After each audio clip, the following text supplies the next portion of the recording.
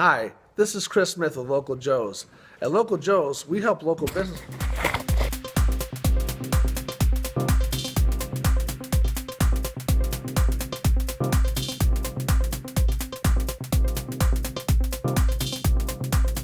Hi, this is Chris Smith with Local Joe's.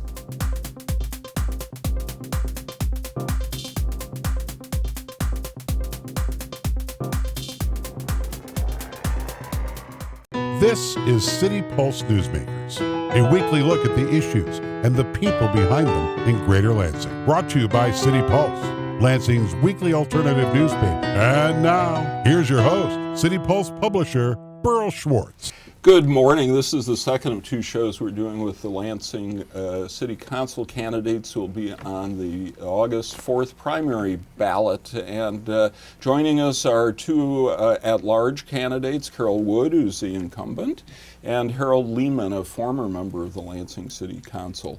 And then we have two contenders for the 3rd Ward seat. They are Adam Hussein and Ryan Earl. Welcome to all of you. Thank you. I'm glad to be here. All right. Well, Ryan, we're going to start with you. If you get elected to City Council, the odds are pretty good that you may have to decide whether to put something on the ballot that says, should we sell the Lansing Board of Water and Light? The mayor has called for considering that. Yes. What are your thoughts on that subject? Initially, well, first of all, I think the Lansing Board of Water and Light is a great asset to the city of Lansing and to the citizens of the city of Lansing.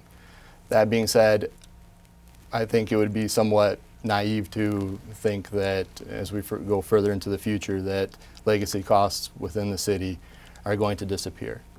Primarily pension costs, pension or retiree health care costs are going to continue to increase. That being said, while I don't currently support selling the Board of Water and Light, it's something that should be considered in the future. All right. Adam? Personally, I've been asked this question a number of times, and if you go back to 2013, the event that took place was tragic. But I think we learned a lot from that event. And what happened after that was we had robust community discussion. We had community forums, we had public hearings, we had a community review team that was put in place that did an outstanding, I thought, review of the response to the emergency. We had City Council is being much more diligent now in looking at these appointments and deciding whether or not they need to vote these appointments up or down. With the Michigan Public Service Commission and the Community Review Team, we had over 100 recommendations. My understanding is that most of those have been put into place. We have a better outage system now that can handle up to 35,000 calls an hour. We have a more aggressive tree trimming plan in place. We have an emergency manager in place now. And I don't think that happens if that's a privately owned utility. We were able to, as a public, as a constituency, get involved in the process. We were able to move that utility forward. And I think what we have now is a much more efficient utility. And even if you just look at, we've seen this fad, I think, over the past several decades across the nation, moving from publicly owned utilities to privately owned utilities. And these municipalities that have done that, they're scrambling to get back to the publicly owned model because of the mistrust, the rates skyrocketing. And also, I view our workers at the BWL as emergency first responders. And we know that when it's privately owned, that they're not compensated adequately. And so I just don't think that model is what we have, or the best that we have in place for Lansing. And when I'm at the doors, most importantly, people in Southwest Lansing overwhelmingly are saying this is not the right thing to consider. So I have to say no. All right, very good. Harold Lehman, what do you think? Should we consider first, it? Yeah. Well, first and foremost, I'd like to just say thank you for having this forum. And there are two positions at the at-large. One is the seat that Carol Wood has now, and of course there's an open seat. And right. I'm running for that open seat first and foremost because it's open, right, and there's no incumbent running. And I'm proud of my record over the years. In regards to the Board of Water and Light, I think this, in all due respect to our mayor, it's been politicized so much under his years of being mayor. I've been around long enough to understand the whole issue of Utility one time came in, 92 I think it was, 92, 93, wanted to purchase it. But once it's gone, it's gone. I think that everybody needs to understand that this is an asset. And yes, the Board of Water and Light has been through some issues of late, especially the snowstorm. But there's so many issues that we don't know about in the sense of who's on first, who's on second in regards to where the mayor's coming from, because he endorsed the former general manager during the storm, and then he got his contract renewed, and then 6 months later, plus or minus, they let him go. And so I've heard all kinds of rumors of why he was let go, if he wasn't doing the things that the mayor wanted him to do. But I've lived in this community long enough to understand that the Board of Water and Light has never been used as a political tool between the city and the Board of Water and Light. They try to work it out. It's run as a business. They try to deal with those kind of issues, and what they can agree on, they do. But once the utility is gone, where the citizens of Lansing own it, we're going to have maybe a short-term a good feeling, but in the long term, our rates will go up, and we won't have any say about it. So thank you. Okay. Carol, what are your thoughts about considering it? Absolutely not. Not even considering? Not even considering it. The Board of Water and Light, as we've heard everyone here talk about the fact that it is an asset to our community. When I think back when we were trying to keep GM, part of that was the GM workforce, part of it was how the Lansing community embraced GM, but also part of it was the fact that we had a public utility. We attract businesses, we attract homeowners, we attract people into Lansing with the fact that we have a public utility. I believe that it is unconscionable that the mayor has been using this as a political football out there that can make a difference about whether people are going to expand a business. Are they going to move in when they're not sure what's going to happen with the Board of Water and Light?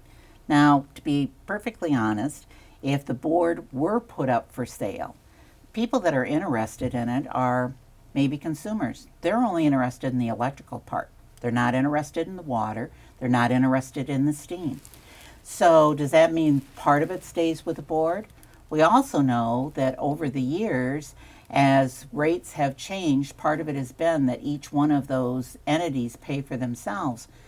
Water and steam do not pay for themselves. The electric help pays for that. What do you think that's going to do for rates? They're going to skyrocket if the electric generating part of it is pulled away. Are there issues with the Board of Water and Light? Sat here through the ice storm, talked to you. Yes, there are issues. Has there been a lot of talk and different changes within the Board of Water and Light that has made a difference? Absolutely. It is now incumbent upon us to make sure that we're appointing from a legislative body people that understand what's going on at the board, that are willing to ask questions and delve into that, and making sure that as they're looking at hiring a general manager, it's not a political puppet, but somebody that wants the interest of the Board of Water and Light to continue. Before I want to get back to this topic, before I do, though, I'd like to give each of you a minute or so to tell our audience about yourselves. We'll go the other way, Carol. Okay. Well, as many of the people know, my name is Carol Wood. I've grown up in this community. I've worked community issues for over 25 years. I've been on council for 15 years. This city I love. My goal is to serve the public, and I believe that I've been doing that for 15 years. It's important, first of all, as a public servant, that you're listening to the community, that you hear what their issues are, and you're willing to delve into them, and understanding that you don't have all the answers. You've got to go out there collectively and try to put those together. And Carol Wood can't achieve anything without the help of others. All right. Harold Lehman, tell us a bit about yourself. Well, thank you. First and foremost, I was a city council person on council for 12 years. During the time David Hollister was mayor, Tony Benavides, and for 2 years, Verge Bonero. I'm proud of the fact that I represented an area at that time called the First Ward, which was represented the east side and North Lansing. And I did a lot, and I'm thankful that I had the residents of the city of Lansing backing me for 12 years and in supporting the things that we tried to move ahead in the city. And the fact that I put up a vote in 1996 that a lot of people don't even can go back and look at the record, but in 1996 this city was facing a decision. Do we want to support the UAW and General Motors when it came to a tax incentive? The vote was 5-3, and I supported that. That what came about when David Hollister said, "Are we going to get support on this council in the future?"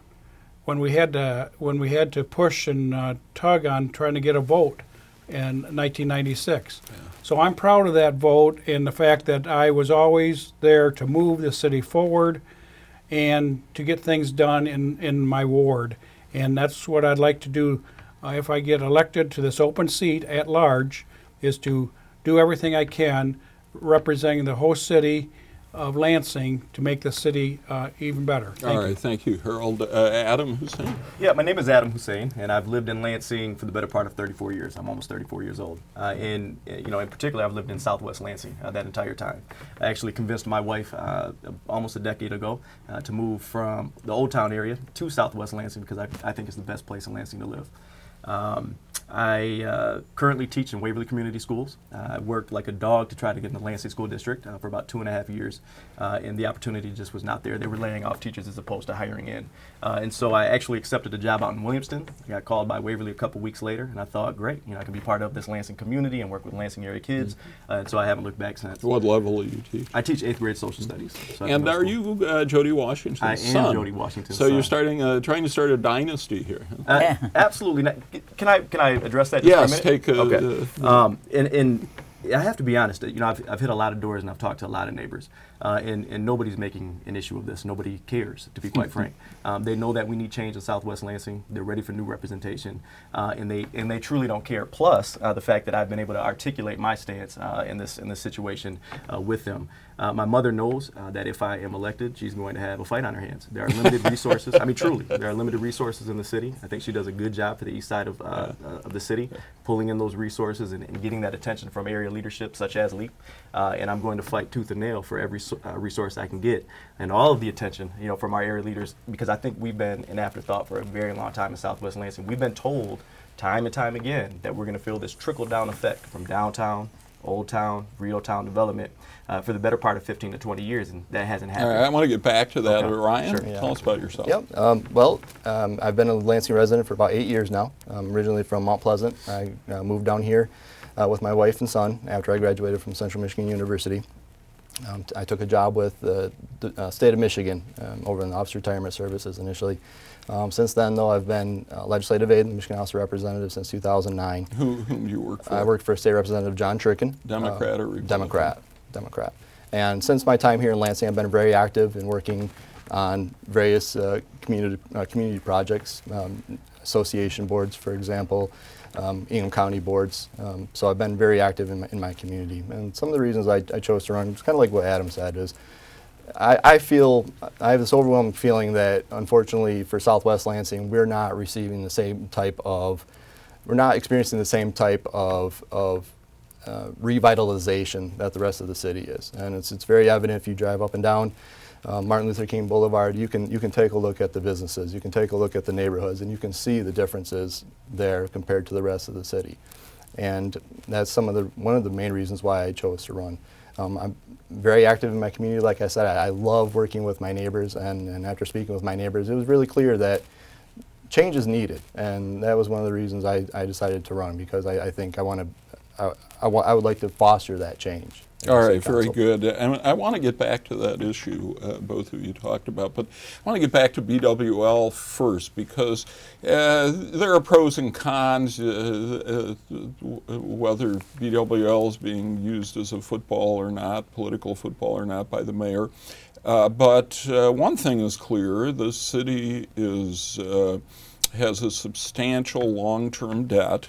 and the mayor says the city is in line to go bankrupt. And, you know, we've had very good success with GM in recent years. They're in a growth mode, but you can't count on that. Wouldn't selling BWL solve financial problems and leave some money on the table? If you're coming to me, Yes. no, I don't believe that. And part of the reason I don't believe that is, first of all, you have the fact that recently the cogeneration plant was built. There are bonds that are out there. If this were sold to a private concern, those bonds are public bonds because it's a public facility and would have to be paid off. So we're talking about getting less than what people really believe we're going to get for that. Second of all, there's been a lot of rhetoric about the fact that the city is going bankrupt. Again, I talked about it just a few minutes ago, and the fact that I'm not sure how you're going to entice people to come to Lansing if you keep throwing out there that we're going to be going bankrupt. I don't believe we're at that situation that the mayor has been spewing that information. Third, I sit on both the Police and Fire Retirement Board and the Employees Retirement Board. We have done a great job in the time that I have been on those boards to make changes within the retirement system to make sure that we are receiving more money for our returns on investments. And when we have asked our money managers and our actuarial companies to tell us where we are across the state and across the nation, we are in the higher percentile than other public municipalities. Are there issues out there with retiree health care? I'm not going to tell you that there aren't. There are some issues out there. But the idea that this will answer all those questions, I don't believe that that's true. And one of the things I've asked is for the president of council to have a committee of a whole meeting with our joint retirement teams, bring in our money managers and our actuarial company, and have a public discussion about this. So the facts are laid out there so that people understand it much better than what's out there. Everyone, from the state to every other municipality, has been dealing with retiree health care. The problem is, as we all know, is through Gatsby, it's now part of the on the record, part of the books. It's part of the discussion that's out there.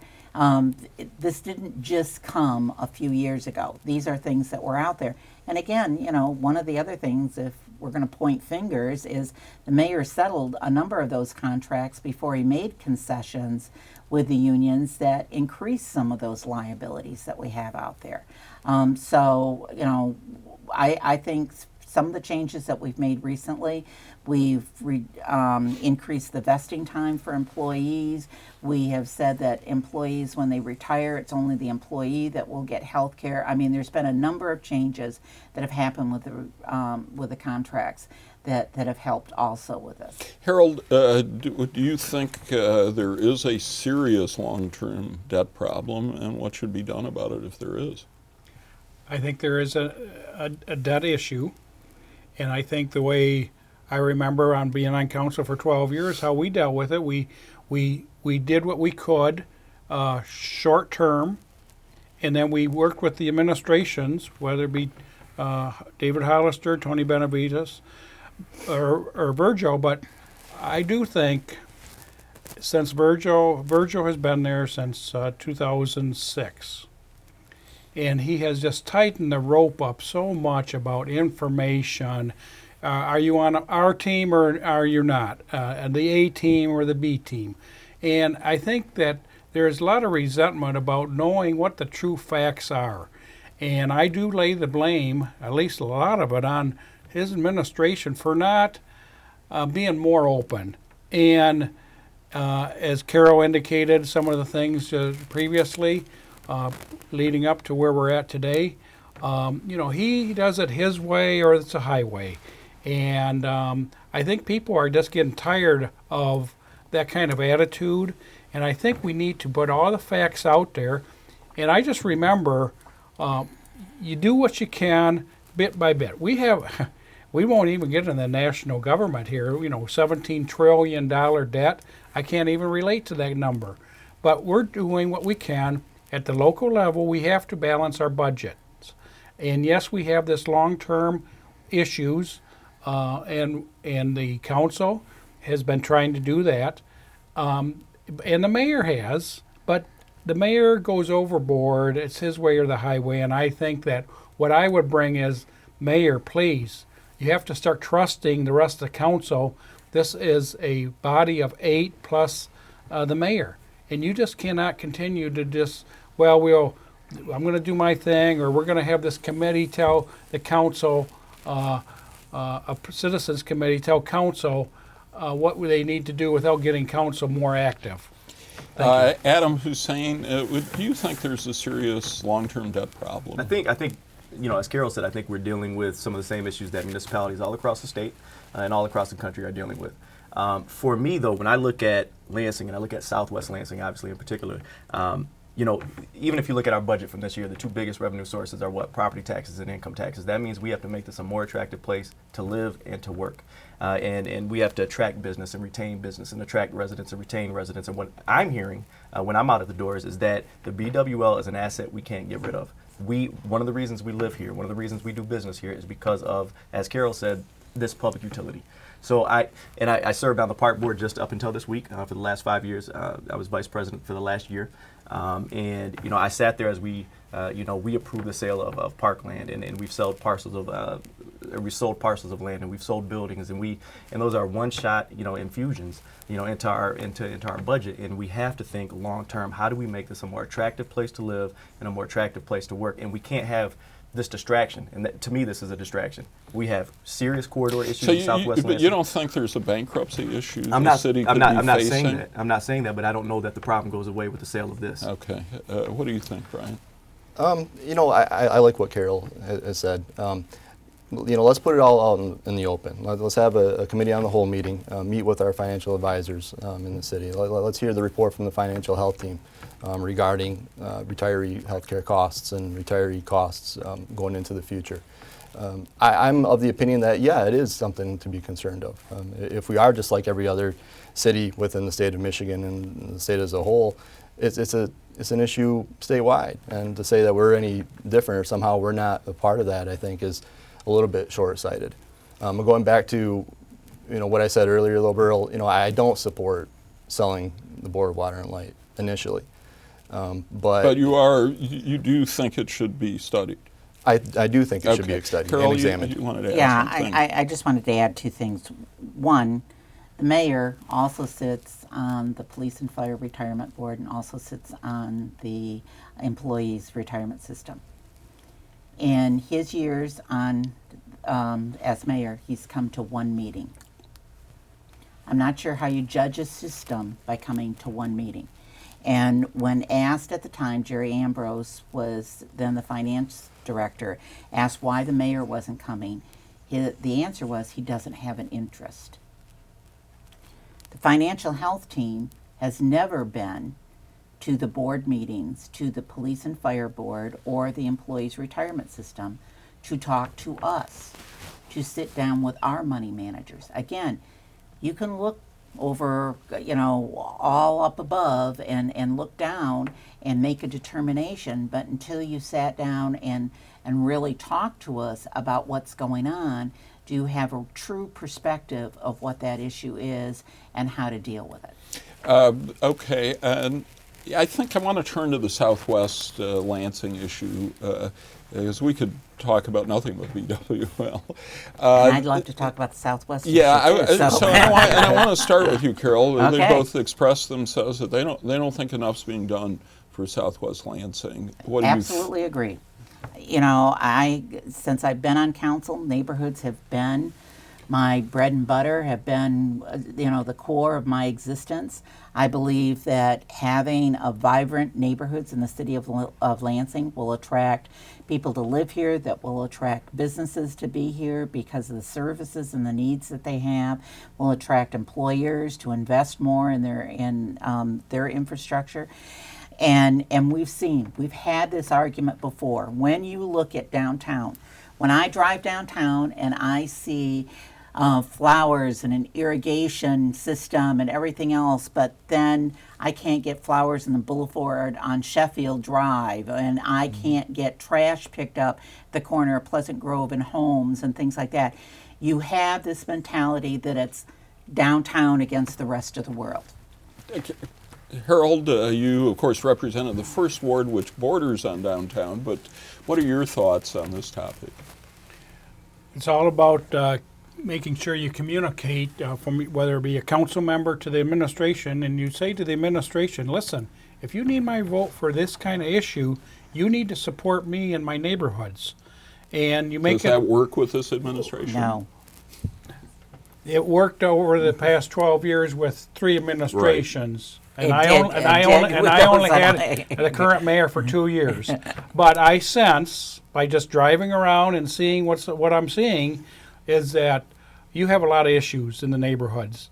And I don't think the mayor's office understands how serious these issues need to be addressed, whether it be your roads, to your sidewalks, to the, your little things. They might be little, but they mean a lot to that neighborhood.